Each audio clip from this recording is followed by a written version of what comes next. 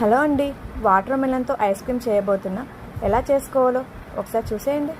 శుభ్రంగా కడుక్కొని water melon అయితే కట్ చేసుకున్నా. పైన ఉన్న ఇత్తుని అయితే తీసేసి చిన్న చిన్న ముక్కలుగా అయితే కట్ చేసా. ఏంటక్క మరి ఇత్తులు కూడా తీయడం తెలియదు అనుకోకండి, తెలియని వాళ్ళకని చెప్పాను అంతే. వాటర్ మెలన్ అయితే మిక్సీ జార్లో వేసుకొని ఫ్రెష్ క్రీమ్ 2 టేబుల్ స్పూన్లు షుగర్ యాడ్ చేసి మిక్స్ అయితే పట్టేసుకున్నా. దాని తర్వాత జల్లెడ పట్టేయడమే, ఎందుకంటే మా అక్కడక్కడ షీట్స్ ఉంటాయి కదా, అవి వెళ్ళిపోవడానికి.